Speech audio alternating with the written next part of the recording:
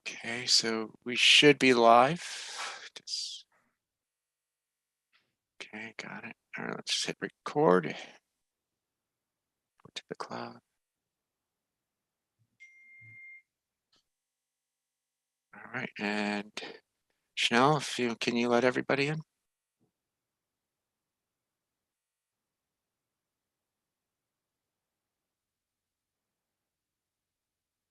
All right, now we have quorum. Okay.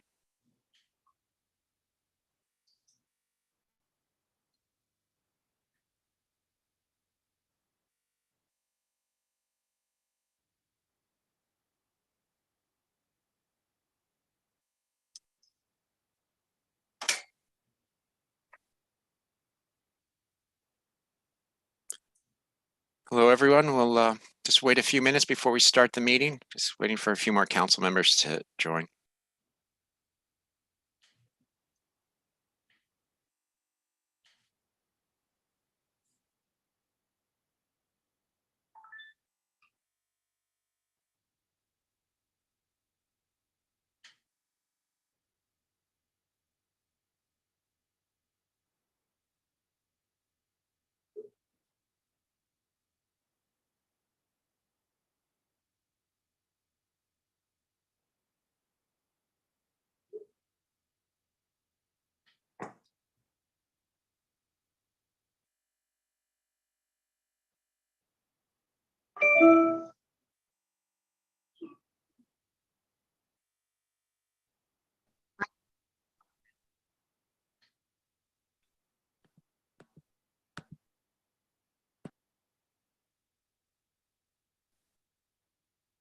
Okay, just one more minute. We have another council member here.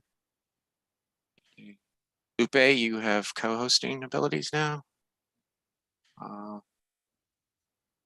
Hopefully we didn't miss anyone.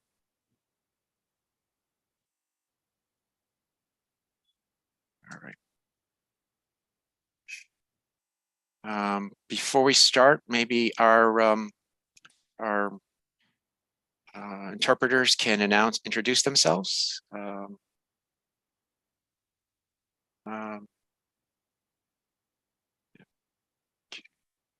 Chanel, do you know who the interpreters are? So yep. She and yeah. Should I start right now? yes, please. Sure. Good evening. The following announcement will be in Mandarin. 大家晚上好，今天晚上需要说中文的家长，请拨打电话号码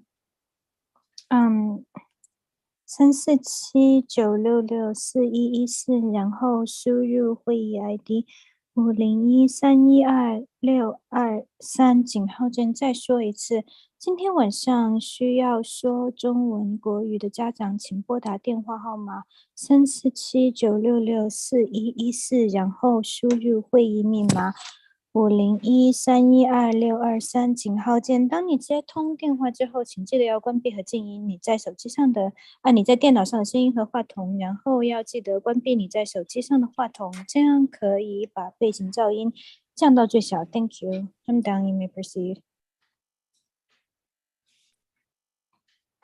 All right, thank you, Shi. Ying, can you please introduce yourself too? Thank you. Hi everyone, this is one of the Mandarin interpreters Ying.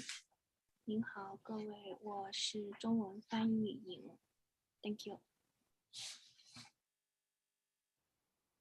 Okay. Thank you, Ying. All right. Okay. Welcome to our working business meeting for June 2022 on the last day of school. So I'm glad we have some community members. Thank you for joining us today. Okay, getting some more people. This meeting is being recorded and it's also being live streamed. Unfortunately, our community members, the meeting is a working business meeting, so there won't be any public comments. but you're free. We set up a comment, a page to make a comment that is available to all council members for viewing. So I will be posting the link momentarily after we do our roll call. My name is Benjamin Morden, CEC Council President. Okay, Councilmember Lim Fong Sim, also known as Janie, Councilmember, can you please take roll call? Yes. Okay, I'm taking roll call for the working business meeting. Robin Broshi. Here. Kaushik Das. Okay, I see Kush with thumbs up. Daniela Souza Igorov. Here. Lupe Hernandez. Here.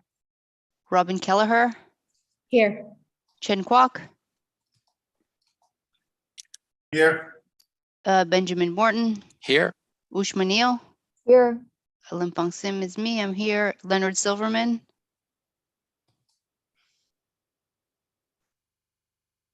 Is Leonard on? I don't see him. Okay. Lily Wu.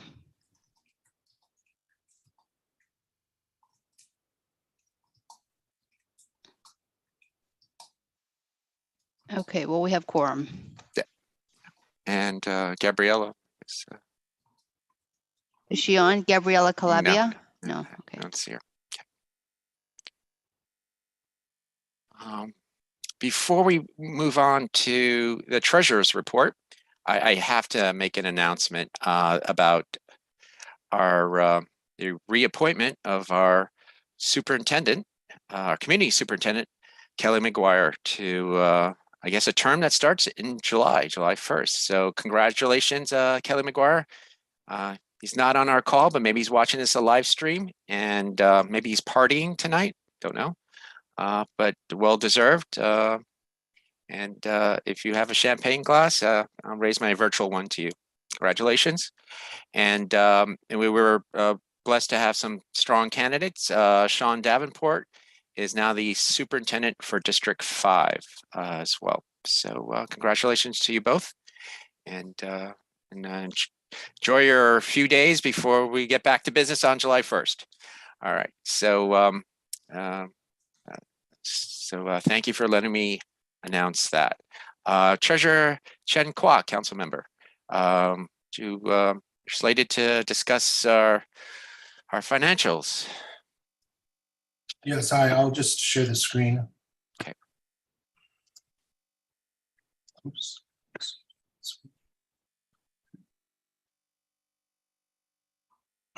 Okay. Just let me know if it's too big or too small or just right.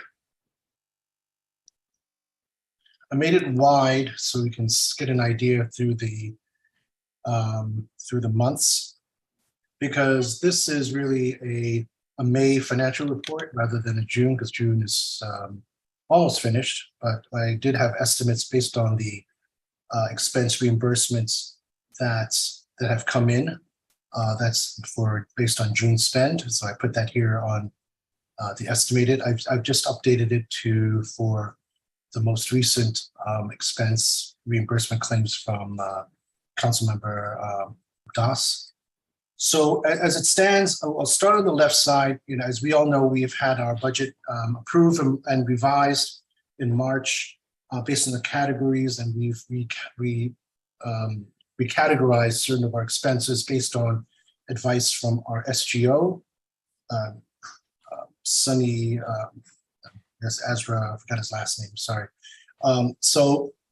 In recasting them, we've kept the member expenses and the technology software services separate now, and have recorded it as thus. And from the July and through May and June now, these are the expense categories. We've had a bunch of expenses that have gone in for the technology software services, whether it's Zoom, our website, VIX, the timer software, our email contact list, and so forth are recorded here by month. And they've been pretty much sent out. We need to get special approval because these were because of the pandemic, costs related to the pandemic starting from the last fiscal year, the last council. which we've continued through this year. And because we've been on Zoom through the emergency executive order, we've continued through remote meetings. So these are the expenses that come up. I'll show you the itemized list in a moment. The other major expense that we had was in April when we earmarked money as part of our budget revision that got approved, was for consumables and supplies for students with need or in temporary housing, which was a great effort. Thanks to leadership of Ushma Council Member Ushma Neal, we were able to, and the help of Michelle Chang and FACE, to help us get the orders in, and with Sunny's help at SGO to get the orders in for backpacks with supplies for students with need and families with need, as well as color graphing calculators for students with need. So they've been ordered and distributed, and gas Councilmember Neal has the status of distribution as part of her committee updates. But those are reflected here. And we've had the member expenses. All of them were put forth and with expense forms and so forth, and sent out as things like transport or babysitting costs that we've had. So all in all, we are within our budget of 25,000, and this, we can use this as the end of as in the fiscal year. We can now start thinking about what we would like our budget to look like for next fiscal year, starting in July. I will send out maybe some thoughts, some drafts for people to give their views, through email or through some sort of electronic means. And then I can have a proposed one for the next meeting for us to try to approve and have a budget ready. And we're very happy. I'm very happy that I think we're all very happy that we've been joined by Chanel Harry as our new administrative assistant. Now we can actually use a P card, so we can make a lot of our purchases and orders without having to put up our own money, which was a kind of as we found, not everything could be done that way. So we can, through our next budget, have a certain amount set into the P card. Now, mind you, the P card, putting in the money into the P card, I'll get more advice from our SGO. It looks like a more static amount, so we should think about what we will spend through the P card versus a purchase order. So we should discuss that, electronically or through the next meeting about how much we want to finalize to put in the P card. It's like a credit card or debit card that allows Chanel to make purchases on our behalf, and she, as officially as DOE employee, is authorized to make those purchases under our guidance and oversight. So this is what we have with the numbers. We're total. We have remaining balance of 14,000 so far this year. So we haven't spent the money. Now, the other thing too to consider is there've been arguments or discussions about hybrid in case we do have one day have to. We no longer, or we are able to go back in person, or the executive order is rescinded or expires without renewal. There's been discussion about hybrid. We had a discussion with, I think, FACE about this topic across the CECs. And, I've given my view that it should not really be for each individual education council to foot the bill for a hybrid solution, because it's very complex, very expensive, and needs a lot of services and physical technology, hardware and software. And we have 25,000. You could easily blow that money on just the technology setup. And we have 32 city councils, education council, CECs, community councils, as well as like 3 to 4 citywide councils. That's a lot of councils to repeat the same work, and it should be better done. That work should be done by full-time salaried professionals in the DOE and in the city's IT department to provide us with the technology solutions, support, and funding. So that will be my take as a suggestion to go forward, and because we're very, very limited. I know we've gotten some donations for the OWL meeting, like the 360 meeting tool, which can help, but I think it's much more complicated than just a simple one or two devices. That's also very limited scalability. So this is the numbers. I'll just take you through, review the reimbursements section here. This is where I keep the detailed logs of all the reimbursements that come through from individual council members. As you can see, these are all, the basis of all the expenses at the top and the last spreadsheet, last sheet I showed you. So this is how it gets built out. And at the latest, and this is ordered by the budget month of expenses and categorized by member expenses and technology software services. We originally also had the cost breakdowns. This is what we based our calculations on and the various cost scenarios, and we picked one to approve. So this is not nothing new that we've seen. We've seen this before. Just a review. Purchase orders. This is the record of the purchase orders we put in for the supplies for the students with need. We made several orders, based on where we're going to send the schools to which we'll send, and also for the graphing calculators. You can see here as well. The graphing calculators totaled 4,500. I forgot the number we got, but we got like at least like 20 units of that. And these are the backpack supplies and various numbers for the various schools. And I did some projections, cost exercise here. And I originally had a P-card tracker. We're going to have to probably do that, the next fiscal year, because we now have Chanel on board, thankfully. So back to the top page of our running totals for month by month until in July. For June and July, I will just update the June numbers and make that a final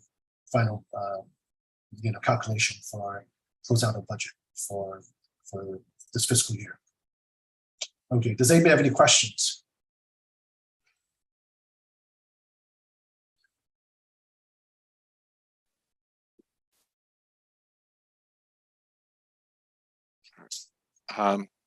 Chen, you'll be sending out the questionnaires, I guess, for budget suggestions. I guess a week or so before the calendar meeting, or Yeah. June. When is our calendar? When is our calendar meeting? July 13th. 13th. It's July. I'll Yeah, send that it one. out. It's a I'll Wednesday. send out this week. Yeah. So start sending out this week. Okay. Yeah, numbers. Just got to think about how, it's really simple. Like, we have the current categories and the numbers, and we can see, what kind of things we want to spend, and just people can think about, maybe we can try to estimate what that would look like, and how much that is, and what those things would be.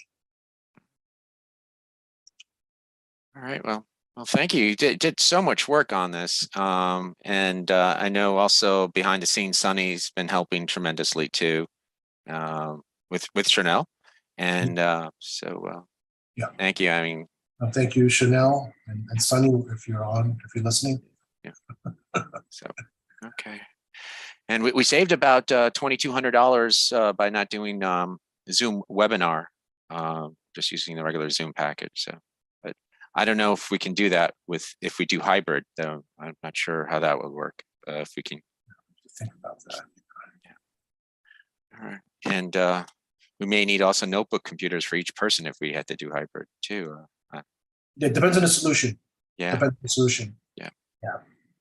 Okay. And note that we our deadline for purchasing laptops was back in March already. So when Chanel joined, we couldn't get her new laptop. But we also want to be smart, because as a DOE employee, I also suggested that DOE may have laptops that are available for new staff or spares or whatever.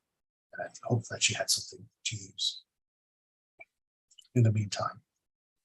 Well, thank you so much. And I know you're going to be preparing the budget so we can vote on it. I guess you propose it next month, and then we, I don't know if we vote on it in July, or I think the deadline would be August, but I guess we could vote on it in July too. I think it's whenever we approve it. Yeah. I'm not sure there's a deadline, but we can't spend until we've approved it. So Yeah. it behooves us to get it approved as soon as possible. All right. Thank you, and thank you for the work ahead. Thank you for submitting the reimbursement forms. And I know it was a hassle, and be gosh. patient to get paid out. And some still haven't been paid out. So I'll continue to work with Sunny to get approval. And if you have any issues, please let me know and we will take it to Sunny. I can't believe I submitted a 100-page approval form request form. But yeah, thank you so much, John. Okay, thank you. I'm gonna stop sharing. Okay, I actually skipped by accident, and my apologies to Chanel. I had to skip the agenda item to properly introduce her to our council, to council members. So Chanel Harry, our administrative assistant, and this is our first full month with us. So thank you for all your work. And today she was really busy sending out a lot of emails. I don't know if you noticed, she sent out emails to thank all the new PTA and SLT elected members throughout our district. She sent out an email to district to the class of 2022 for our elementary school and middle school students, and to all the students who graduated. And a big thank you to parents, school staff, and teachers, of course. And the last email, well, besides announcing our council meeting today, she also sent out a thank you email to our district, a congratulations email to our district, to Community Superintendent Kelly McGuire. So thank you, Chanel. And if you have questions for her, or need to work on a committee email or organizing or committee meetings, please contact her. We coordinate a lot, and she's been doing everything now behind the scenes. So thank you. No problem. Thank you, guys. And that also leads us to a project that actually Chanel's been working on, and behind the past week or two, we found out that District 2, unfortunately, is beset by a large school funding drop, and it's dramatic. And the numbers, I know the media has been portraying it as a fair student funding losses, but we're finding out that it's more than that. We've seen the gross amount of the 49 schools in our purview for Community Education Council District 2, 49 schools, the drop amounts to about $60 million.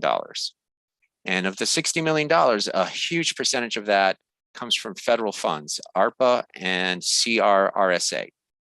We'll have a breakdown fully in the coming days that Chanel's been working on, that she will share with the entire council.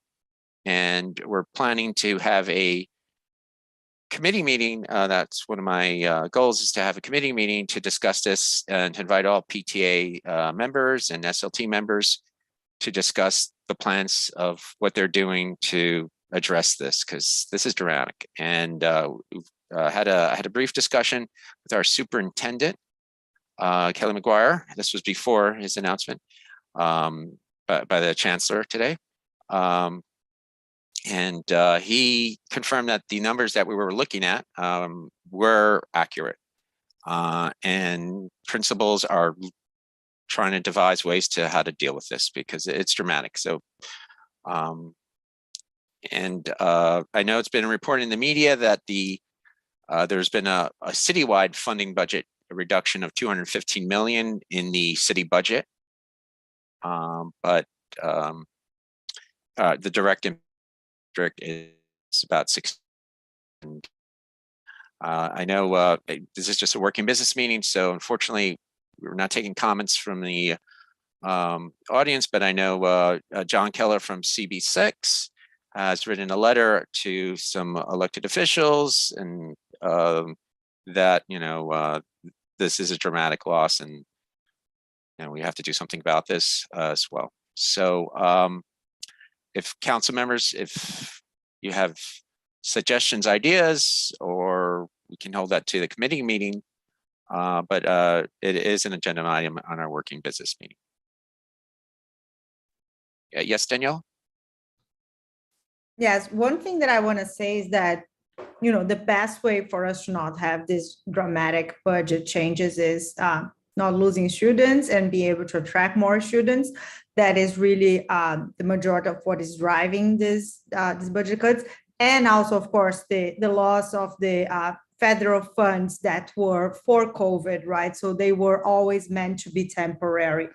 But I still have families contacting me, asking me, if they are coming to entering the system in non-entry grades, they still don't know if their kids will be accepted at schools. And sometimes they even talk to the schools, and the school said, there is space for your kids here, but you need to talk to central office, DOE. And so whatever we can do to make sure that all these families can have their placements as fast as possible, I think that can also help schools have a more clear picture of their budgets. I agree with you. Parent expectations have to be met in this time. Yep. Lupe Hernandez, you have your hand raised. Yes, thank you. I testified at the oversight hearing on Friday, and one thing I just will encourage our community, and as well as council members, if you oblige or want to, is contact your city council members. They approved this budget, and after speaking to many council members on Friday, a lot of them said they passed it with the anticipation of it being amended at some point, and the budget is not due till the end of the month. So we have till the 30th. And even many of the council members that voted yes to approve this budget are furious at the lack of transparency, that they were not aware of the impact that it would have on all of our New York City schools. And they too are asking why $5 billion or close to $5 billion of federal stimulus money that is still available to us through 2024 is being, quote unquote, I will use the DOE's term, weaned off so quickly, because there's still a year and a half, close to 2 years, that we would still be able to use those funds. So I encourage anybody to reach out to your representatives, or even the chair, Rita Joseph, as well as Adrienne Adams, the speaker, to basically, they've been saying, put back the cuts, amend the budget. And I don't think that this was well thought out, or I don't think a lot of the council members knew the impact of how much money schools would lose. And the decline of enrollment regarding the fair student funding, I will say, most of the schools, and I will say as far as Manhattan is concerned, so it's beyond just District 2, half of the schools are already putting in their appeals because the enrollment projections were so far, and principals know already that not only do they have the seats filled for incoming fall, there's some schools that obviously even have wait lists that I'm sure some of you are waiting to see if they will get in. So that I think needs to be pushed, because the enrollment number projections were extremely far lower than most principals are anticipating. So. Lupe, thank you for that. Do you have a link to the hearing that you could post in the chat? Maybe a link to the recording? I'll look for it. As of yesterday, it wasn't up, but I'll see if they've posted it yet. And if it is, I will post it in the chat.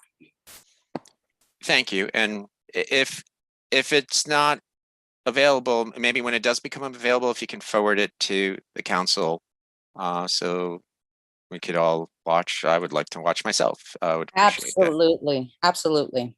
Thank you. Councilmember Chen Kwok. Sorry, I'm talking while I'm eating. So thank you, President Morden and Chanel for helping looking at the financial analysis. I haven't done the deep dive into the numbers. I would also very much like to know where the deltas, where the changes are coming from, whether it's from the federal funding or from the based on enrollment drops. I think, but I think I just want to say a general statement in that indeed, money is a scarce resource. It doesn't grow on trees. And, you know, we've thrown a lot of money at a lot of crises and priorities. And certainly education is one of them. But it's not limitless. There's federal funding that has been given, and a lot of back in last year and the year before, there was always a warning to the mayor at that time that, you know, we should, you know, have money to save for a rainy day. You know, even if we got so much money from the federal government, and don't assume it's always going to be there. At some point, it's going to go. Make your plans based on the federal stimulus or the recovery money, but base it on a back to normal type of, you know, operating budget, which has already ballooned in the past, even before COVID. Now, you know, so, and having said that, there are a lot of things that, you know, and we're faced with enrollment declines based on a lot of different issues. And I would say a major one is because of decline of education quality, the attack on accelerated education, on merit-based admissions, that people are just sick and tired of it and have left, those who can leave, leaving behind the most vulnerable and with the least resources to stay. And now we're just suffering from less resources to support them. But at the same time, you know, the state legislature just passed a bill that forces the school system to hire more teachers in the name of quote unquote small class sizes, when enrollment declines are already declining, and to hire more teachers and spend more money on teachers, and then losing money and taking the whatever few, you know, the money that we don't have anymore to spend on more teachers and then limiting the class sizes for in-demand programs. So we have that as a double whammy that's now pending Governor Hochul's signature. So we're spending all kinds of money and then complaining about cuts. Where's that money going to come from? And who's going to get supported? So all of this really drives out more families from our system. My regret is that the mayor, council, city council really did not get all the stakeholders, the people who are impacted, who have a day-to-day interaction with the services that DOE provides, to come together and kind of to work together to solve a problem, basically. Because every teacher I've heard at the PEP last week says, "Oh, I don't want anything to be cut. My thing is the most important." And then families like, "Well, I don't want this to be cut." Of course, nobody wants anything to change, but we don't have that kind of money. We can't use that forever. The federal funding is gone. It will be gone. It will be used up one day. So what do we do? So, you know, I think what I would suggest is really, for me, my opinion is that the mayor, the chancellor, and the city council must work with all the constituents and all the stakeholders to work together to say, this is the reality of our situation. What are you willing to give up, and what are you not willing to give up? If you get A, are you willing to give up B? Because there's only finite amount of money and resources to do things, and work together. Because, you know, no one's going to get everything they want. It's not an endless supply of money, because taxpayers have to pay for it. If people are thinking that it's not worth the effort of results of bad educational outcomes that we have so far, they're going to move out, and the taxpayer base will leave. They will have even less money to fund education. So that's my kind of statement, that we have to work together and realize that, you know, it's not there's constraints, the limits, and we have to work together to say what we're willing to give up and what we're not willing to give up, but we have to do it together and not have a top-down somebody from an office saying, this is what you have to do. That is my statement. Thanks. Thank you, Councilmember Kwok. Councilmember Neal. Just really quickly, I saw a number of emails that flew by in the last week. One that included a link that I'm going to put into the chat about the funding growth and then the decline recently, so that people can see in real numbers how things have changed. But the more shocking part of this graph was to see the massive increase in funding to charter schools, some that then come at the expense of our public schools. So this is an area that I think we should also all be keeping our finger on the pulse here, in terms of the siphoning of DOE public school money into charters. Okay. Thank you, Councilmember Neal. Just before you go, Daniela Igoroff, Chanel, the document that you were working on, can you post it where you have the initial breakdowns of per school so we can, I don't know, I don't think you could share that on the chat. It's I'm an gonna make it image. into like a document and share it at the first set. Oh, you want to share it? Give me like, you guys can speak and I'll work on it. Okay, Sorry. okay, thank you. Councilmember Igoroff? Yeah, so I just want to quickly answer something that Ushma raised, that is the increase of funds to charter schools, and you use the term siphoning. So the money is going for charter schools because there has been a dramatic increase in number of families that are choosing charter schools, right? So unless you think that the number of families that are choosing charter schools can double and they should continue receiving the same amount of funds, this growth will continue because families are choosing these schools. And we have a lot less students. I'm going to put here again the graph that shows, we still don't have the data for this last year, but I mean, just in 1 year, we lost 55,000 students in New York City public schools. If you think that you can lose 55,000 students in 1 year and your fund is going to continue the same, you're not living in reality, right? You cannot lose this amount of students and think that the budget is going to continue the same. We are already spending more than $40,000 per student. And, these families are choosing public schools that are charter schools, are public schools, and it would be extremely unfair for them to not receive increased fundings if the number of students in these schools are doubling, which is what has happened, if you look at the last decade, for example, in New York City. So I think it's very important to put in context these conversations, because it's not that they are taking money away. Families are choosing, and some of the funds, a small part that must be saved, because not all of the funds follow the students, but some of the funds will follow the students. Okay, Councilmember Kwok, is your hand raised from before, or is that? No, I thought Councilmember Doss had his hand up, but I think. It's Councilmember Neal still has her hand up too. So, and then Doss. So. Okay. I'll just speak. Kaushik had his hand up before me. I wanted to reply, but Kaushik had his hand up. Okay, I apologize. I have a certain order. Okay, so Councilmember Doss, you go. I had recycled it on purpose because I need to step away to check on something. I'll be right back. So Okay. I do want to speak, but I did recycle it on purpose. Okay. I'll be right back. Okay. So on my screen, I have Councilmember Kwok and then Councilmember Neal. Okay, so I want to also support what Councilmember Igoroff said, that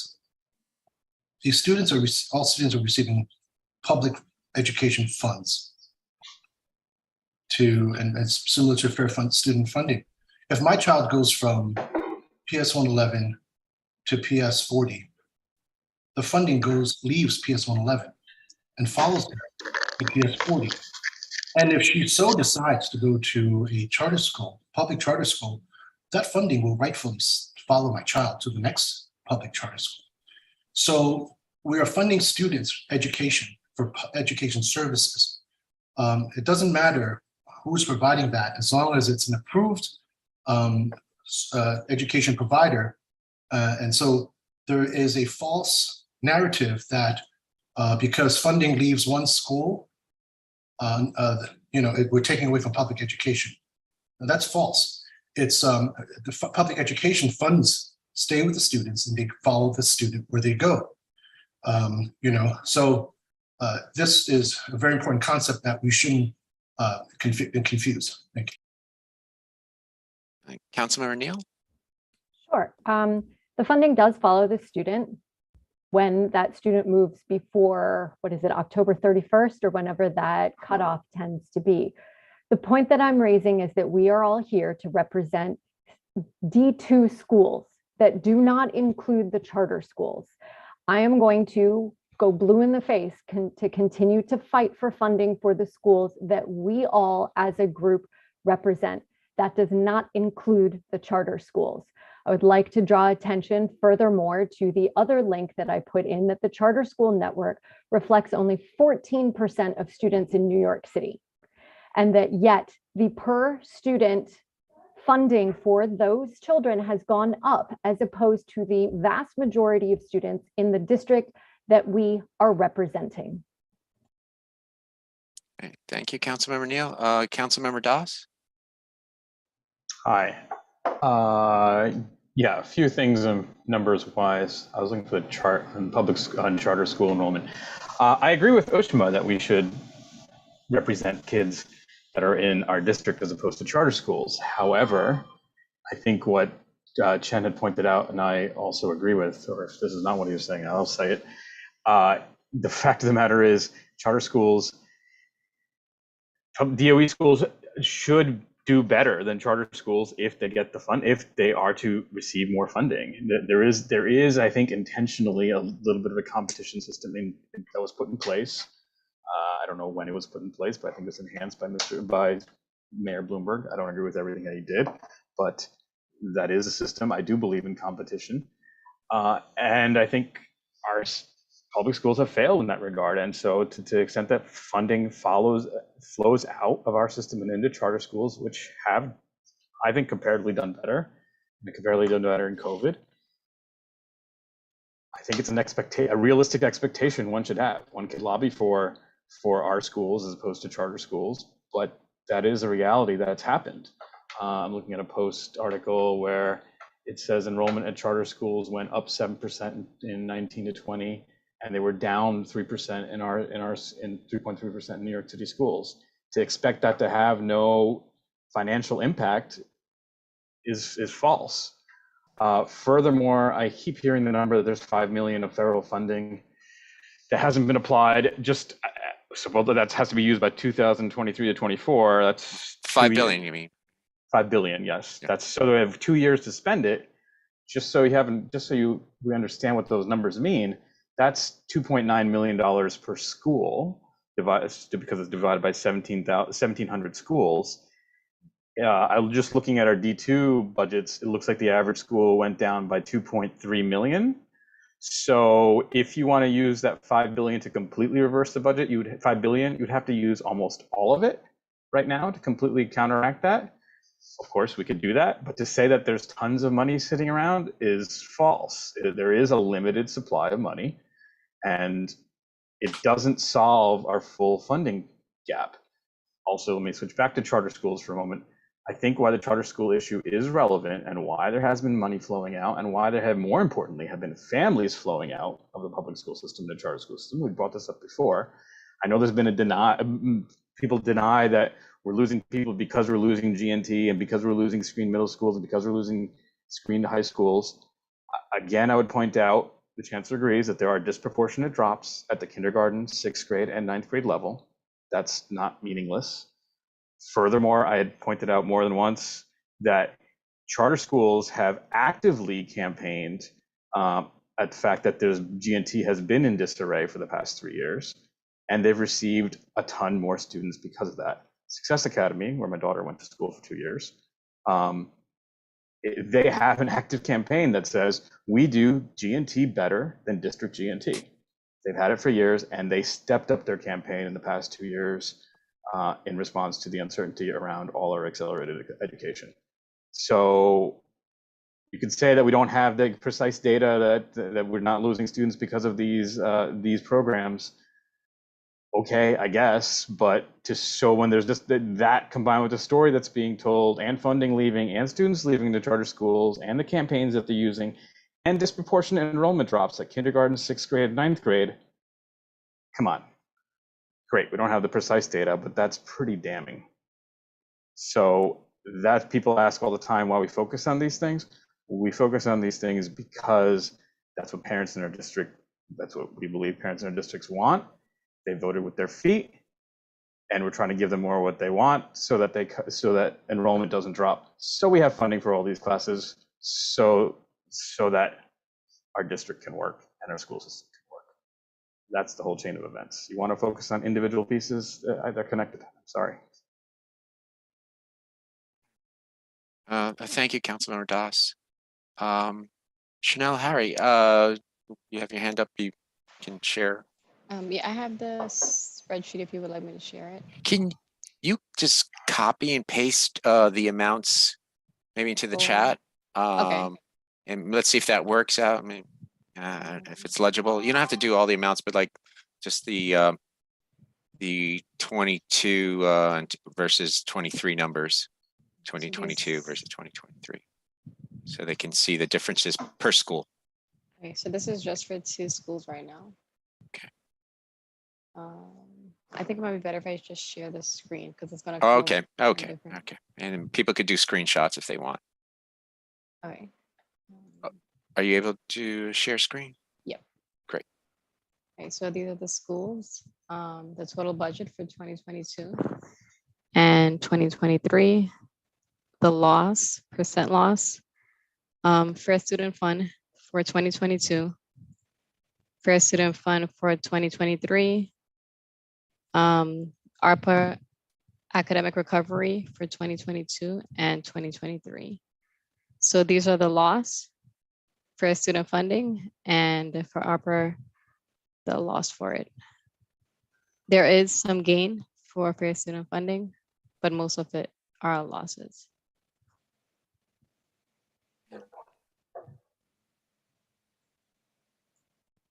And Just for a clarification, Chanel, sorry to talk out of turn. Mhm. The percent loss in column E, that's just on the overall budget? On the Does overall that- budget. And that factors in the fair student funding? Yep. And this Thank is you. just the fair student funding separate with the difference for both years. And Got this it. is just for ARPA. So the real difference that principals are facing for each of their schools is reflected in dollar amount in column D and by percent in column E? Yep, for the total Thank you. budget. Thank you. Would you mind circulating this to all of us when you have a moment? Yes, I was going to go back a couple of years just so you have more data. If you would like me to do that before I share it. Or share it as is. Plus, she was also working on adding the CRRSA, which is another federal fund program too. I apologize to anyone from PS11 there. I know the school has a new name. That's how it was listed with the DOE. So we'll edit that name. I'll just scroll down a little for the schools that was missed. But yeah. Is there a way to track this together with the enrollment losses as well? I think that would be extremely informative. And I'm sorry, I keep interrupting. Sorry. No, it's fine. No, go ahead. Go ahead. You're not interrupting.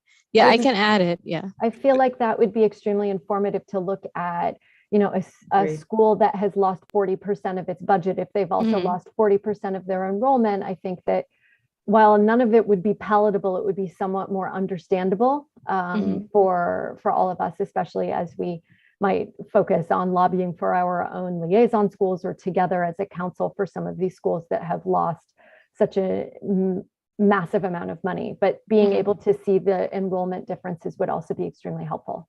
Okay, I'll add that in also. Thank you, Chanel.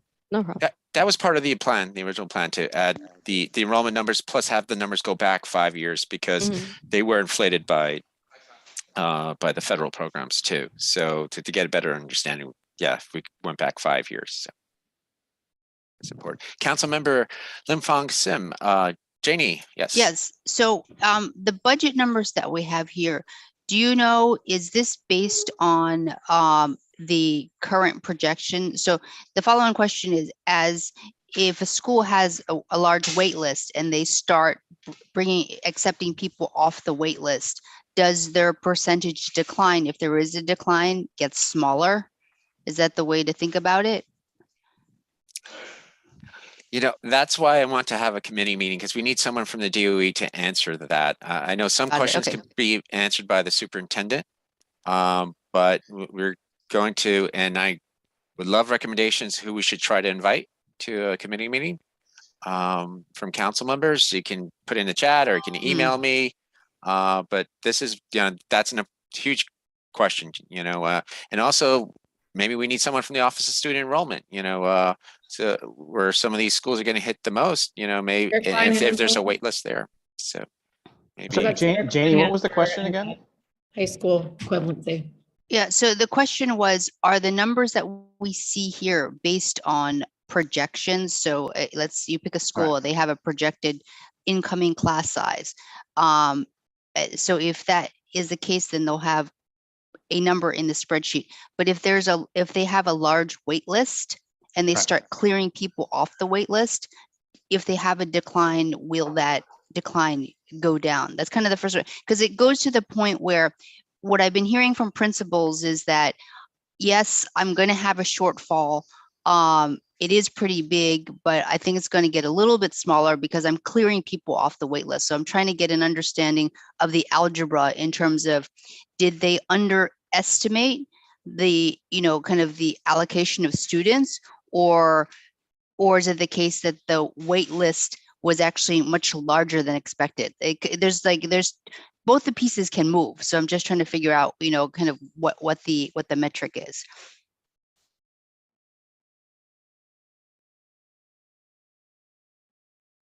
I'm sorry, Councilmember Igorov, yes.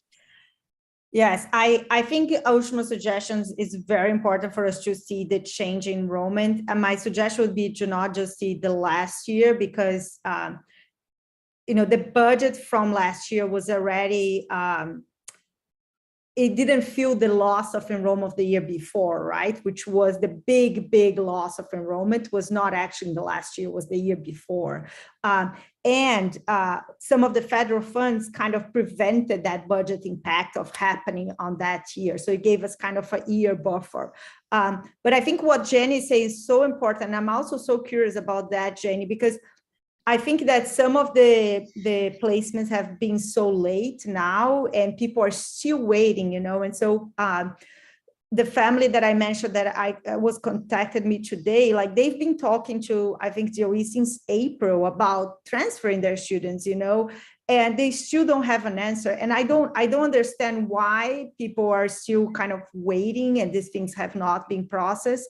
But I mean, I know, for example, the high school just came, middle school just came, so people are still making some decisions, right, about given their placement, if there is a different alternative. But I think as soon as we have the clear picture about actually how many students in each school, I think then we're going to be able to have a more informed decisions about, informed discussion about the budgets. Because I agree with you that the budget we're looking now, some principals I think are going to be worse, and some principals think, it's not going to be as bad as what's being shown in this spreadsheet. I just want to clarify one thing in terms of CECD2, in terms of our District 2 enrollment. The drop is about the same, about 2,000 each year. The 2 years ago, it was the greater amount was in the K through 5 area, pre-K through 5th grade, and then it shifted through the middle school years. That's one consideration. So we went 2,000 each year, but when we worry about middle school and high school admissions, we have to think of it in terms of families, because it's more holistic. Like if a family is not getting the placement they expect for high school, they may take the whole family, move out, or go to a different school. So yeah, I understand. But you're right. We need to look at the bigger picture to truly understand. Yeah. Councilmember Kwok. Yeah. You have your hand raised, then Councilmember Keller. Actually, can we let Councilmember Keller? She hasn't spoken, and then we'll go back. I think she raised her hand first. So yes. Okay. Councilmember Keller, I apologize. Thank you. This is actually just to Janie and Daniela. I appreciate what you just said about the wait lists. I guess my question though is, even though the distribution might change and some students might get off wait lists, that would mean they would be leaving another school at which they're counted currently. So my guess is overall the numbers are not going to be any better collectively, and in fact might be worse, because I know people who will be going to charter and private and independent and haven't told the schools yet. So my guess is maybe individual schools that might be more desirable for whatever reason might have a little bit smaller budget decrease, but overall we're just going to see this huge number, if not worse, unfortunately.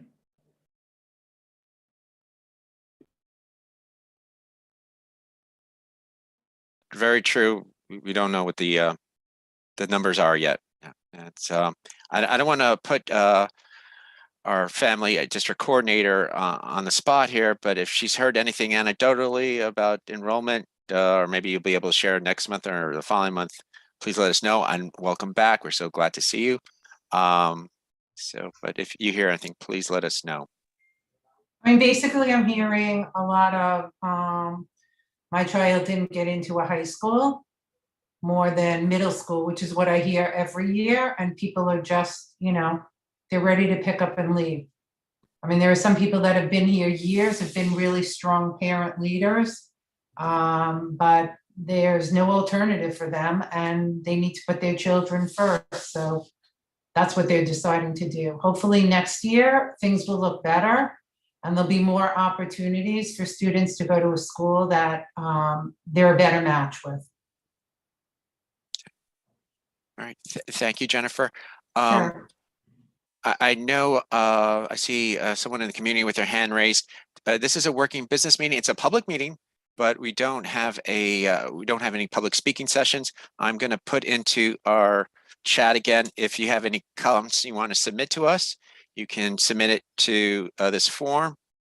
Oh, that was the wrong one. I'm sorry, I submitted the wrong thing there. There we go. All right, my apologies. I will do that again. But you can also email us at info@cecd2.net. Again, that's info@cecd2.net if you have something you want to share with the council. And besides myself, that email account, as well as our school's email account, both myself and Chanel Harry, we review it. She reviews it daily, actually. Councilmember Kwok, yes, you have your hand raised. Yes, I do have a question or a comment to make about the enrollment. But before I do that, I just want to address what Councilmember Neal had mentioned, saying that we're supposed to represent District 2. I want to make it clear, I was elected to represent the families and students of District 2. I don't represent DOE. I don't represent the teachers. I don't represent the principals. I don't represent the people who work inside of DOE. I purely represent the families and students of District 2. And even in the DOE websites, there are guides on how to apply for charter schools. If charter schools are the best solutions for the students that live in District 2, so be it. I will make full recommendations for them to go there. The DOE also, in the special education programs, also send kids off to private schools because they can't provide the services. So there might be private schools that we should be looking at to advocate for our students who go to private schools for service. So let's all be, I'm very clear about that. So let it be known. Thank you. And so I'm talking about enrollment.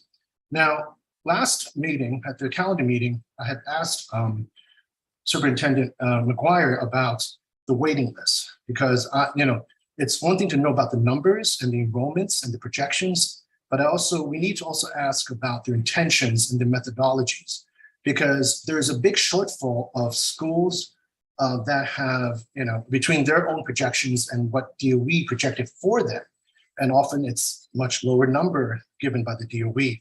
And this is true also for schools that have very, very long waiting lists. Clinton School is one example. They have a 100 student gap, but they know that they have 900 students on the waiting list. And I would think that it would be very easy for them to get 100 students to come in to make up that shortfall. My concern, my worry is that the DOE is looking out for the schools that are undersubscribed.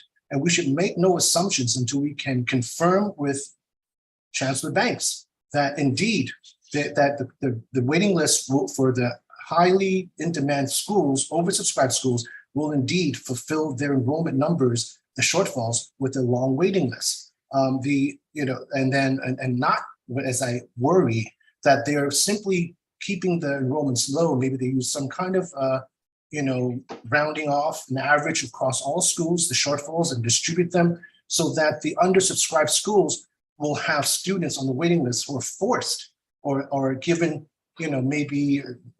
encouraged to enroll at the undersubscribed schools, which is a completely different thing than what families might want. So, and as a representative of families and students, we need to clarify that on their behalf. Thank you. Thank you, member. Thank you, Councilmember Kwok. I had a frank discussion with the superintendent a few days ago, or last week, and and this is a drum I've been beating with the council and also with the superintendent since his first day I met him, about enrollment losses leading to budget losses for schools. And we're in a massive catch-22 situation here, where if the principals are thinking of, there's only a limited amount of teachers they can remove, but so if they're thinking about removing music and art and other programs that they have besides enrichment programs that maybe the PTAs are funding, that once those are gone, we're going to lose even more students. And when I started seeing these numbers the other day with Chanel, I had a big pit in my stomach, because I frankly, District 2 has been a fantastic opportunity for my daughters, for many kids, through, for council members, for families, for thousands and thousands of families for many years. And I'm going to fight tooth and nail to try to restore funding if we can, and try to help schools recover. But I also understand it has to be reasonable expectations, but it's a catch-22. If we're caught in this vicious cycle, yes, if families are not going to want to, they're going to seek better options. And that's why, I brought this up. I'd like to continue this discussion in a committee meeting next, and then think about what we can do and advocate and what works for families and schools in our district. I also, Councilmember Janey, Councilmember Silverman, I don't know if you noticed, he's in our meeting, so if you can mark him present, so see that he's here. Oh, you have your hand raised, Councilmember Silverman. Yeah, I just wanted to share a story really briefly. So in coming back home this afternoon, I was told by one of my neighbors who has a daughter that just went through the high school admissions process. And I just had a basic conversation. I said, where's she going to school next year? She has two daughters. One is in Hunter. And she said, well, we're going to private school. And I was like, well, what happened? And she said that she didn't get one of her first top 10 choices. And I just want to share that personal story, just to throw it out there, because that's an example of a family that's leaving the system. And for every story that I know, or a neighbor or someone that I meet, I'm sure each of us knows other people. And some people will find that, will say that's not a loss. It's not a big deal. Who cares?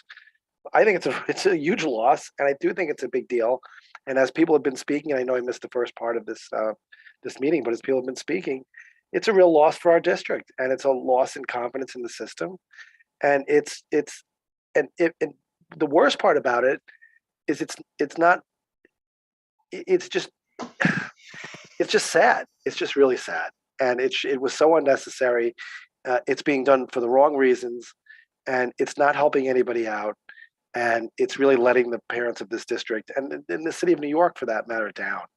And I think that we owe it to every single family, like my neighbors, to do better. And unfortunately, I don't know what the answer is, because I was optimistic with the new administration, but they reverted to what's the procedures of the last 2 years. So we have to advocate more, and parents have to advocate more. And every student we lose, it's just a tragedy. It's a tragedy, and people are going to leave. People are not, and the funding's going to go from these schools. And it's just sad to see that happen to our district, because people have worked so hard over the years to really ensure that this district is an amazing district. People like Jennifer Greenblatt, people like our superintendent, superintendents before them, the staff, administration, the teachers, the principals. But we're going to lose students, and we're going to lose families, and we're going to lose. And it's happening. People can say, "Oh, just leave." Oh, they call it white flight or whatever. It's happening. It's real. It's not just limited to Caucasians. It's all races, because they realize that they're not getting into quality schools that their children should get into. And as great as it would it sounds to say, oh, we should make all schools fantastic. It's that's just not going to happen. And it's sad to see this happen to the system. And I've been part of the system for many, many years. I don't know if after next year I will be part of the system. And I'll be happy to, at the end of next year, to share my story. If in fact we do leave the public school system, it's going to be sad for me also. And I just hope that people are listening. And for those parents that are out there that think it's not going to happen to them, that they're going to be lucky enough to keep their fingers crossed and rely on a lottery, guess what? It could happen to you. So you should be advocating right now. So I hope that people are really taking this serious. And I hope that parents in first grade, second grade, third grade, fourth grade, fifth grade, I hope the middle school parents are watching. I know there's only a few people on this meeting tonight, but you've got to get the word out. You've got to get the word out, because we are losing families. We are losing good schools. And it's just sad. I wanted to share that story because people say, oh, I've heard friend of a friend or a friend. These are people I know. These are my neighbors. And I think we all have to get those stories out there.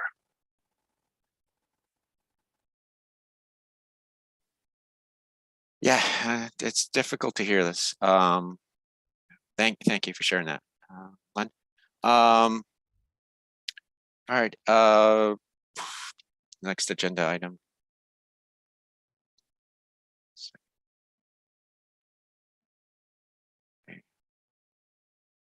All right, District 2 planning, which DOE planning is looking to attend our next meeting, which is relevant to our calendar meeting. And they would like to just, they wanted our council to decide the format of the meeting for them, if it would be a presentation or more of a Q&A opportunity during their presentation. I think given the trends, I think a Q&A would be the most receptive to our members here, because we all have questions in regards to how this impacts funding and schools and the projections of enrollment. So they will be presenting at our next meeting. If there are any suggestions of how we want them to present, please let me know. Or you can email me as well. It doesn't have to be here today, but they had asked that.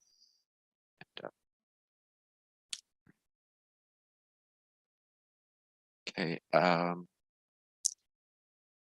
right. Just a heads up notice for council members in July 13th. Okay, second. Just one moment. We have some people being admitted. Councilmember Janey, Councilmember Lilly is here. So if you can mark her present, and Okay, we'll do. And I will just make her a co-host. 1 second. Maybe the Mandarin interpreter can make her announcement again. Yes. This is the Mandarin interpreter speaking. You want me to repeat the information one more time? Yes, for Councilmember Lilly, please. The following announcement will be in Mandarin. 大家晚上好，需要说中文的家长，请拨打电话347-966-4114，然后输入会议 ID 501-312-623井号键。再说一次，需要说中文的家长，请拨打电话347-966-4114，然后输入会议 ID 501-312-623井号键。当你接通电话之后，请记得要关闭和静音你在在电脑上的声音和话筒，这样可以把背景噪音减到最小。当你接通电话之后，请记得也要关闭你在手机上的话筒。谢谢。I'm done. You may proceed. Thank you. 可以写在那个 那个 message 里面吗？ And Interpreter Ying, if you can also just make a brief announcement. Thank you. Thank you. Hi, this is one of the Mandarin interpreters, Ying. 您好，我是中文翻译颖。中文翻译电话是34796641114，然后输入会议 ID 501312623井号键，谢谢 ，Thank you。 Thank you, Interpreter Ying. And thank you, Interpreter Shi. All right, so on Wednesday, mark your calendars, Wednesday, not Tuesday, but Wednesday, July 13th will be our annual meeting. It's actually a triple meeting, an annual meeting, a calendar meeting, and a working business meeting. And the reason it's on a Wednesday is because of our bylaws. The meeting will be where we elect again officers for the next term. So if people want to run for one of the four officer positions, you know, just heads up for that. And we also, I guess, on that meeting, we'll select the following 11 months of meeting dates. In the past 3 years, they've been on Tuesdays, and it's been the second Tuesday of the month. So if someone has a issue with that, with it being on the same date, please bring it up.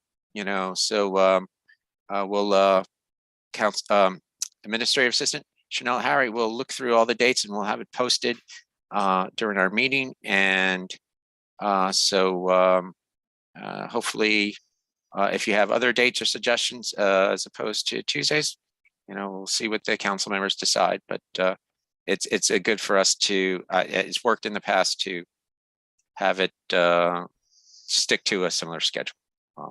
Okay, I see some hands raised. Council Member Hernandez. Yes. You can unmute yourself, Council Member Hernandez. Okay, thank you. I didn't hear you say my name. I apologize. I did want to point out, and I don't know if this was the same in previous years, because I do realize D2 has always had theirs on the second Tuesday of the month. But this past term, it was at the same time and the same day as every youth and education committee meeting for Community Board 1. So I was hoping, I don't know if we can maybe contact the community board, and maybe, I don't know if they've established when their meetings would be, but it would be nice if it was a different day, so that we can attend both. If you know someone from Community Board 1 that you would like me to send an email to, you know, and request a change of date, I'd be more than willing to do that. I will definitely do that. I have the email and I can send it to you, but I did think that it would be great if we collaborated to see if they weren't at the same time. Yeah, no, it'd be better for the community at large. I agree. I mean, we should, we have some members from Community Board 6 and 5 here. We should coordinate. Correct. So we don't. Yeah. And that's actually with one of our plans with our new administrative assistant is to work with the schools, the PTAs and SLTs, and to have a running calendar of their public meetings. And you bring up a good point. Maybe we should also have the community boards to invite them to provide their calendars so we can share and, you know, increase transparency and allow for more families, parents, community members to participate in our democracy here. So I agree. That would be great. I think that's an awesome idea. Thanks, Ben. Councilmember President Ben. Thank you. Councilmember Doss, yes? You have your hand raised? Yeah, quick question. Do people have, just so we have, I know we can discuss it at the next meeting, which isn't too far away, but since summer is upon us already, do people have an issue with Tuesdays in general, aside from Lupe's concern? And Lupe, I want to clarify, I think you're suggesting that they move their meeting, not we move ours, or were you open to either? Either or. And I was thinking, I mean, whether it's, I think they've done second Tuesdays as well, but I think it used to be at a different time because I know there in the past pre-COVID, I would attend both of them and they were not happening at the same time. So I feel like CECD2 has established second Tuesdays of the month for a long time. But it sounded like you guys were a little flexible. So if they're not willing, then maybe we could accommodate and maybe not change the Tuesday, but just change the week. So if it's the third Tuesday or first Tuesday, you know. But it's open. I'm not concretely suggesting any one thing, just opening up the dialogue for us to be able to collaborate with our community boards so that we are able to accommodate for our families to attend both, as well as myself. I attend a lot of the community board meetings, but I found it difficult to attend community ones. I mean, I like the idea. I just know that there's a lot. I do agree that D2 has had established this, and then Len has his hand up, he may speak to this, has established this rhythm for longer. And I had looked at our meeting schedule last year in relation to other CECs, and there's not a whole lot of other options for us.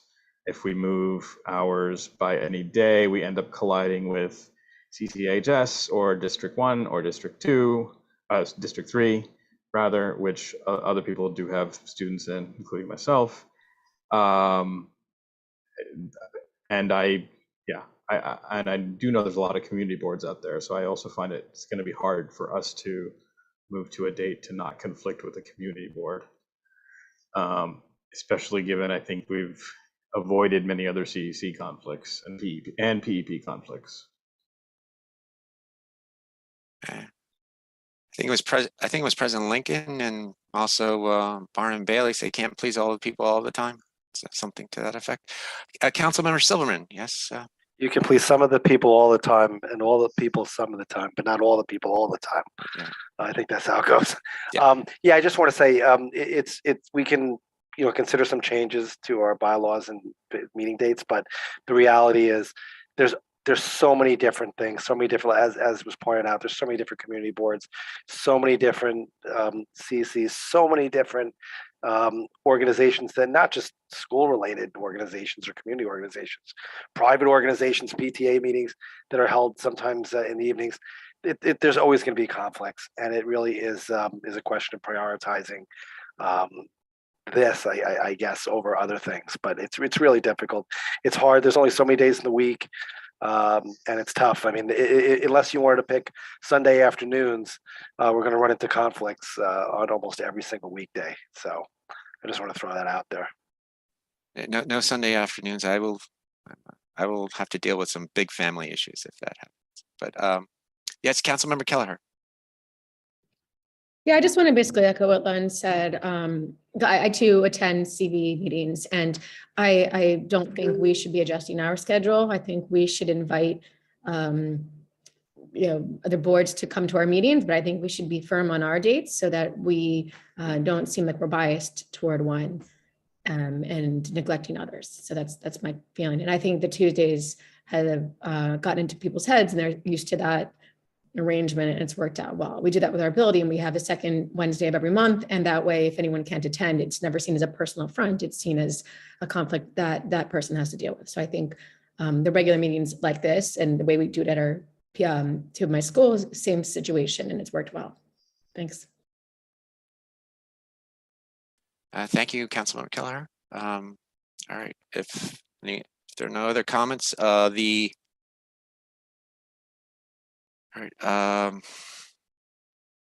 have we briefly touched upon this. I won't dwell much on it. We have remote meetings for one more month. The last date that the governor approved was through July 14th. And so we're good through July for our July 13th meeting. There was a suggestion, I believe, I forget which council member offhand mentioned it to me.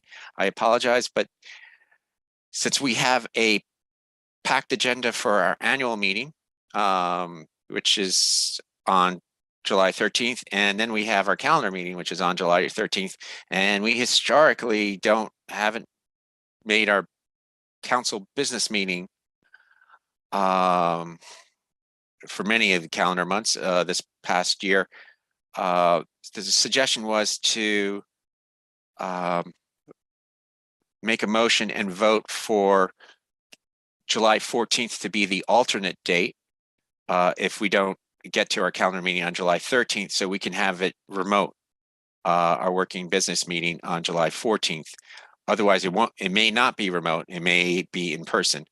So I'd like to make a motion, and if people vote it down, I'm fine with it, but it's to protect council members who may want remote access one more last day for a working business meeting in case we don't get to it on July 14th. So I'm making a motion to have that as an alternate date.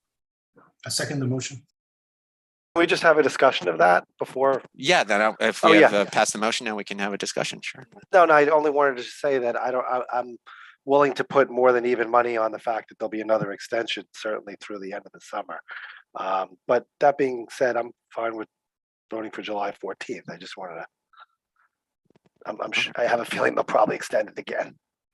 I don't doubt you at this point, but it just, it is what it is. And since we have that one day, maybe have that insurance policy might be helpful.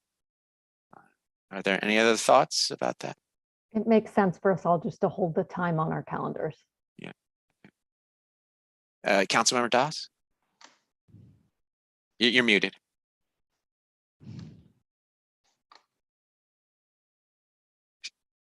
You're still muted. Yep. Yeah, I know. Sorry. I like the idea. Question, how does it work? We do it alternate? We pose an alternate day right now? Just yes. Logistically. Yes. So if we don't, I'm making a motion. We've never done this in the past, but I'm making a motion that if we don't get to our council, our business meeting on July 13th, then we'd have a meeting on the 14th. And if the council members approve, I would have to post the alternate date 72 hours in advance with our administrative assistant Chanel that we have. This is the alternate date. And we're allowed to pick alternate dates, I assume, or I don't, or no one's really going to object. I guess is the issue. Correct. I don't see a problem with it. Right, that's fine. Fine with me. I like the idea, but do also agree with Len. What we could vote on the. Just so you know, we could, if they do extend it on July 13th, we could vote to change the business meeting on that date as well. So we don't have to come on the 14th, because I know how everybody likes to be with each other 48 hours in a row. But I'm sorry for my humor here. Okay. Unless there are any other, it's a rough crowd. Councilmember Clark, yes. I think this gives us maximum flexibility, and we can always change it and rescind it. Yep. So I support it. I'll second the motion. Thank you. Well, triple the motion. I think there was second already. Yeah. So Councilmember Janey, can you please take a roll call vote on this, or a vote on this? Yes. Voting to host the working business meeting on 7/14 if needed. Robin Broshi, Yeah. Kaushik Das, Yes. Daniela, Yes. Lupe, Yes. Robin Kelleher, Yes. Chen Kwok, Yes. Benjamin Morden, Yes. Ushma Neal, Yep. Limpong Sim, yes. Leonard Silverman, Yes. Lily Wu. I think Lily might be. Yeah, she's muted. Let me make sure she's. Yeah, she's a co-host. Councilmember I Wu. think she's driving. So Yeah, I think she's driving too. Okay. So. Anyway, Yeah, I can speak. Yes. We're just voting to host the working business meeting on July 14th. 就是万一我们7月13号开会不够时间，那我们那个 working business meeting 会改在7月14。So we're voting yes on that, yes or no. 万一需要的话，我们提早安排一个会议。如果不需要就不开，如果需要就时间过了就第二天就可以决定继续我们那个 business meeting 或者其他的项目。可以，明白。 Okay, that was a yes. Okay, thank you. Sorry, my Chinese is horrible. All right, thank you. And thank you, council members, for providing that flexibility.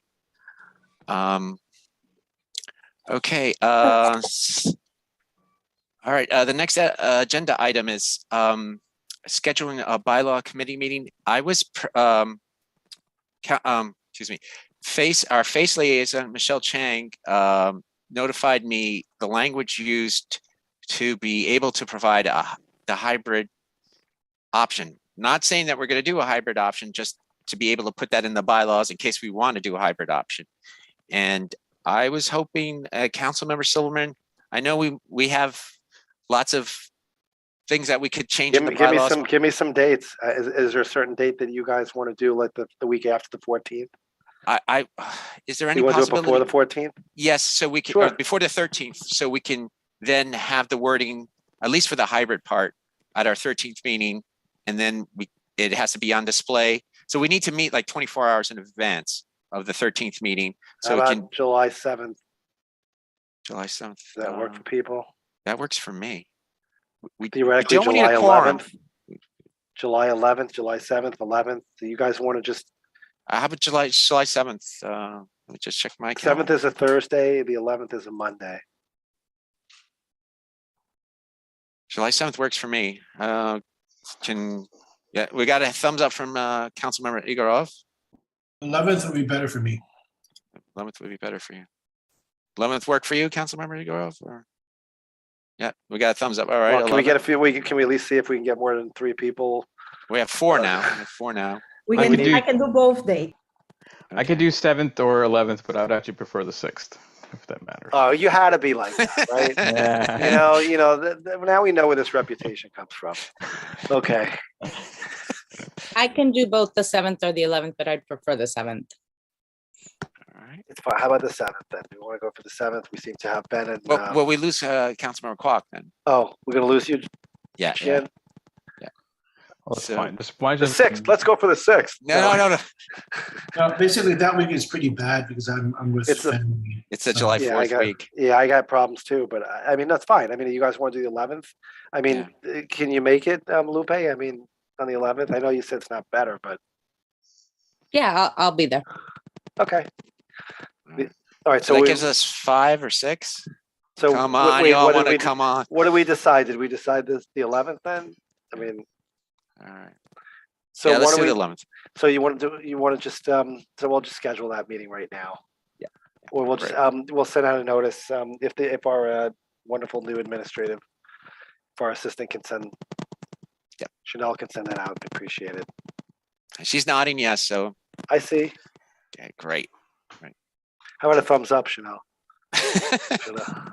There Yeah, we go. got 1 thumbs up. Okay, that's good. All right, brilliant. All right, so then in July 11th it is. All right, 7-11. Hope to see you all there. All right. Hopefully it's not as hot too. All right, liaison updates. Are there any liaison updates for today's council meeting? No. All right. Okay. Oh, can I also just make a suggestion Yep. relating to the last thing? Let's all just circulate if there are any changes or things, the suggestions you have for that meeting on 7-11 beforehand. So we can at least get a heads up if there's somebody going to propose anything. Just to bring you guys back to before this council, we had a bylaws meeting, and believe it or not, people still talk about that meeting because there are only 4 or 5 of us, and despite being rather factionalized, it went beautifully. It was one of the few times that we all got along and everyone was peaceful, and it was like a dream compared to the contentious meetings that we've had in the past. So I don't anticipate this is going to be very controversial, but if there's anything that somebody or suggestions that you guys want to make, let's just send some emails around before the 7-11 meeting so we can kind of think about what someone wants to bring up beforehand, so we're not just going to waste time on the 11th. Could I ask a procedural question as since you're Sure. both parliamentarian and co-chair and chair of that committee? a change that we make that day goes into effect. No, once we Jennifer, approve I it. think will tell you. I mean, doesn't it, Jennifer, isn't it usually it takes 2 meetings for a bylaws change? You're absolutely right, Silverman, Councilmember Silverman. It goes into, we have to first present it at our council meeting. That's why our calendar meeting, which would be on July 14th. So the public gets to see it, read it, digest it, and then or talk about it as well. And then we get to vote on it the following month in August. That's why, you know, it's kind of And pushing so for the 11th. And so then it takes effect as soon as we vote on it in August, or it takes yet another No, meeting. the minute we vote for it, it takes effect. But by having it on the 11th, that gives us, we can then use the wording that we decide during that meeting, the committee meeting, to then post it. We'll have more than 24 hours notice because it's a public document. So it just works out. So it will be in effect whenever the August meeting is decided. If it's the second Tuesday of August, then yeah, it will take effect as of that. Yeah, as of that vote. And the bylaws are posted on our website. So you can go to the website. It's on the left side, resources. I think it's under the resource tab. I pulled it up a couple times. So if someone wants to take a look, the bylaws, because the next question is going to be, well, could I send a copy of the bylaws? It's there. So you guys can see it. Everyone should take a look at them. It's not lengthy. It's pretty straightforward, but I think we should try to update a few things. And there's certainly things we can change. And if we want to change the meetings that we hold the meeting dates and make some suggestions. I think there was also an attempt, we can discuss this beforehand, but just to throw it out there, there was an attempt to maybe include some civility provision in there. I don't know if we want to do that, but just we can put some rules out and just to try to make things go a little smoother next time. It's right here. CEC information bylaws. Yeah, there you go. Assuming it refreshes. And yeah, it comes up. Yeah, there it should is. come up. There, Yep. download there. I can forward to the council members the link to view our last bylaws meeting from 2 years ago, from January 2021, or I think it was January 2021 or December 2021 or December 2020. So they can see what was discussed during that meeting. All right, well, thank you, Councilmember Silverman, and we'll post the date. We don't have to vote on this because it's committee. You're the chair. So for liaison updates, by the way, for the vote, no one, did we ever call out the vote for the? Did I hear someone say, you know, okay, motion approved, and we didn't have to do abstentions, or a student member doesn't get to vote for the motion for the meeting? Did we actually? It was approved. Yeah. No, I didn't know if we did all the technical. I don't remember hearing. Oh yes, yes, it was. Okay, just We checking. don't have a student member. Yeah. Okay, just double checking. Yeah. Oh, that's actually a good point. We need to mark it for student members, but we'll do that when the term begins in July. But we can pass out the link to everybody. Is the application process still open? Yeah, it's up on the. I have to find out how that's run. I have to speak to our face liaison, Michelle Chang. But we do have the application on our website. Yeah, I looked at the application, so it didn't have a deadline posted. Yeah. So I just want to make sure because I know someone that might be interested. So. Yep. Yeah. The superintendent and Jennifer Greenblatt ran the process last year. So I'm not sure how other councils do that. I'm not sure if the councils themselves run it. So it's something we should we'll look into and have updated for next month. So I found the link and I sent it to Kelly because I wanted to send it to a couple of colleagues on CCHS. So I have the link, but I think it is probably wise to just verify with Michelle Chang that it's the current one. I put up that link a while ago. No, you mean the one on our council? No, on the DOE website. Oh, on the DOE. Please send that to me. So I will forward that. And I just actually chatted to Chanel. I'm off on vacation after this. So Chanel's going to also tweet about it because I think there's a number of tweens and teens that see our tweets that way. So thanks for that, Chanel. tweet about I'll it, the tweet- application, not about your Yeah, holiday. Okay. exactly, exactly. All right. Okay, and in terms of liaison updates, Chanel is putting together information on about PTAs and SLTs for schools. So if you have, if you're in contact with the new PTA presidents, maybe they haven't changed, but if they have, or just any contact info that you can provide to Chanel, that would be very much appreciated. So liaisons, please pass that on. Okay. Okay. Are there any new requests for council correspondence and or public notices? No. Going once, twice, three. Okay. Any discussions about new resolutions or letters that council members want to share and advocate for work in progress? Once, twice, three. All right. Item 12, suggestions on future council meeting program presentations. Are there any suggestions for council meeting program presentations? Okay. Can I just ask how much any of the other members would like to hear from the Director of Students in Temporary Housing who runs D2 and D3, or if I should just restrict that to our committee meetings? Councilmember Kelleher had her hand up. I'd like to hear. I would be happy to have, you know, as a guest speaker here. I think the more people who can hear, the better, the more awareness. That would be my vote if you're asking for a vote. But I would second it immediately. So Thanks, Robin. I did hear from her the other day, actually via a principal, that there are, other than the one shelter that she knew was going to be opening around 41st and 10th, that there are 2 other hotels that are being turned back into shelters, family shelters again. So we very well, and it's going to take advocacy from a lot of us to reprioritize the students who are in D2 schools to be able to move back into those shelters from shelters in Queens. So that's part of why I'm hoping that you all will want to hear about this so that you can help in the advocacy efforts with local council members and people in housing and the mayor's team, et cetera, because I just think it's a no-brainer for us to be prioritizing the kids who are in our schools to give them an opportunity to live close to the schools that they go to, as opposed to commuting from Queens and the Bronx. Councilmember Neal, do you I have know? my son, oh, sorry. Yeah, I just want to know, do you know if there's a net gain if they're moving back or if it's just students already in our district or enrolled in our district?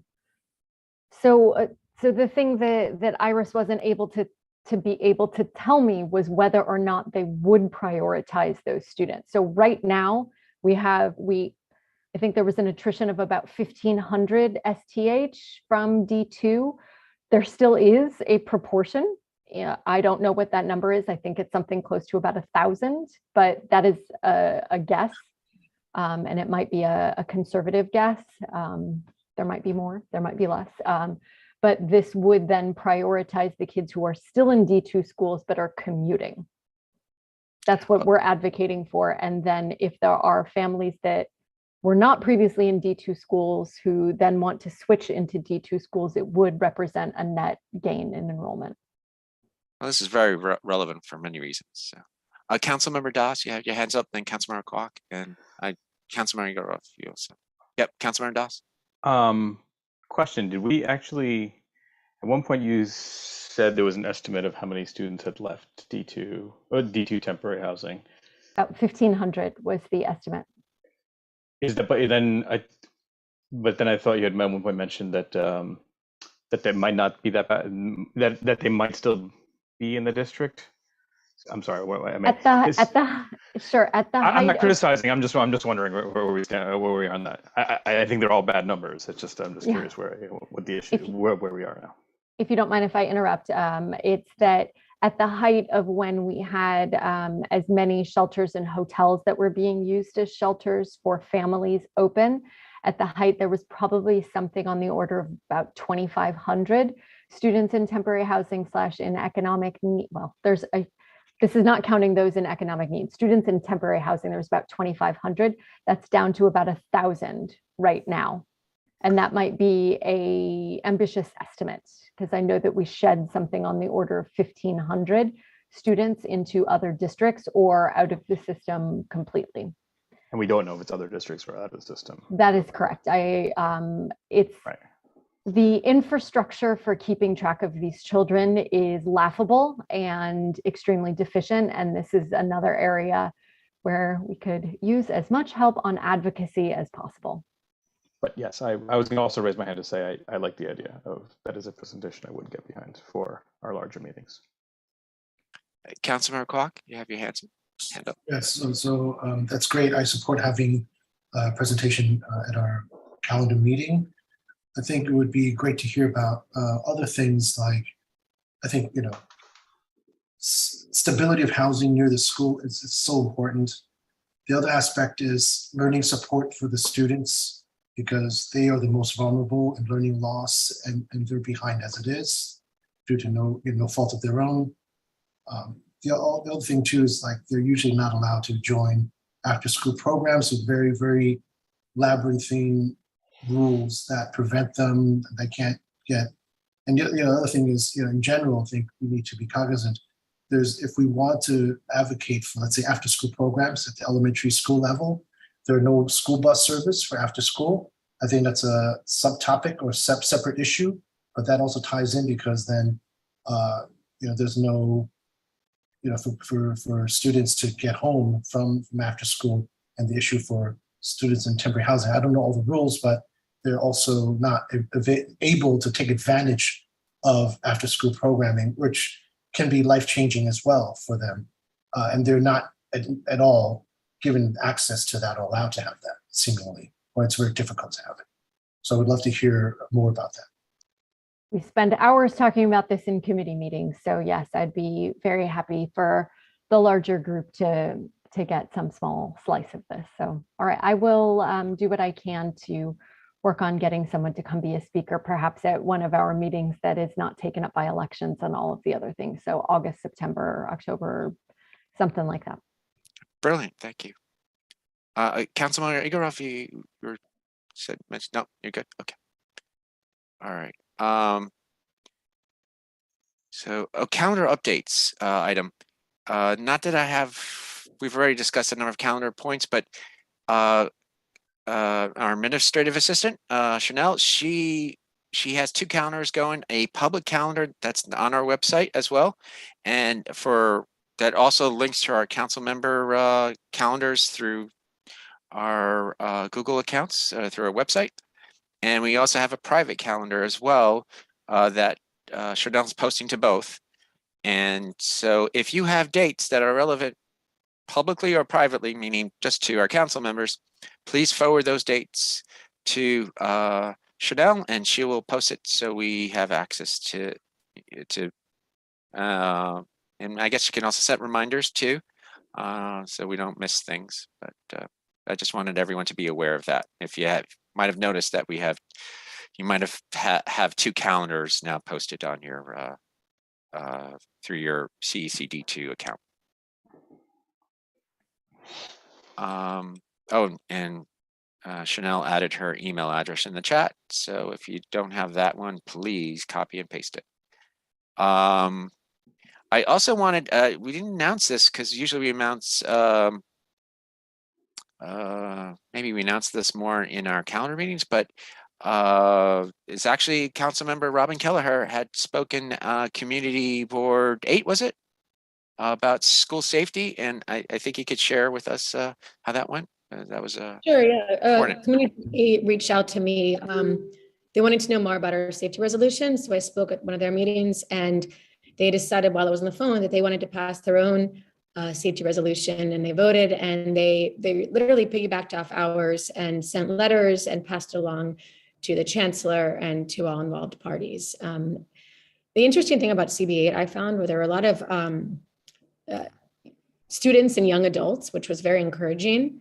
The woman who invited me works like directly with them and the youth and trying to get them more involved in the community. And I thought that was really interesting that they felt so passionate and they had their own stories. And they taught me a lot and shared a lot about what had been happening at their schools and how they felt unsafe. And it was, you know, interesting timing given what's going on in the world right now with the Supreme Court. So anyway, they passed the resolution for themselves and they want to start joining our meetings. So, which is again why I said, I think we should commit to our meetings and then we can invite whomever we'd like as guests. And I think the more outreach we do, the more we you know, get the community involved, the more we can better everyone that we're meant to serve.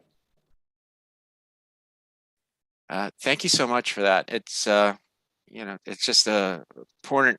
It's another way to advocate, and you know, we need our community to help with what we pass and resolve here. And thank you so much. And I guess the second to last item, the penultimate item, any new business from council members that does anyone want to bring up? Right.